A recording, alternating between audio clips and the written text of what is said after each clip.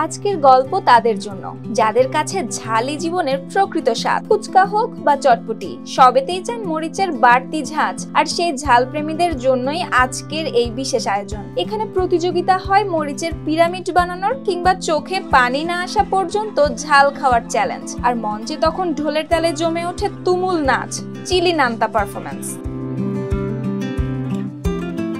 এমন ঝাল প্রেমীদের জন্য কোরিয়ার গোয়েসানে আয়োজন করা হয়েছে এক অনন্য উৎসব, রেড পেপার ফেস্টিভ্যাল বা লাল মরিচ উৎসব। দক্ষিণ কোরিয়ার নর্থ চুংচেওয়াং প্রদেশে প্রতি বছরই জমে ওঠে এই ব্যতিক্রমী উৎসব। 4 সেপ্টেম্বর থেকে শুরু হওয়া এই উৎসব রঙে, গন্ধে আর ঝালের স্বাদে ভরিয়ে তুলেছে গোটা শহরকে। ভিডিওতে দেখা যায় দর্শনার্থীরা কেউ মরিচ দিয়ে বানাচ্ছেন টাওয়ার, কেউ আবার মুহূর্তের মধ্যেই চাবিয়ে খাচ্ছেন অগণিত মরিচ। উৎসবের জমজমাট পরিবেশ শুধু প্রতিযোগিতার নয়, দেখা যায় বাজার এলাকাতেও অনেকের হাতে ছিল ব্যাগ ভর্তি শুকনো মরিচ বা মরিচের গুঁড়ো। কারো চোখে পানি ঝরছিল ঝালের তীব্রতায়, আবার কেউ কেউ বলছিলেন এই উৎসবে এসেই তাদের মন ভরে গেছে আনন্দে।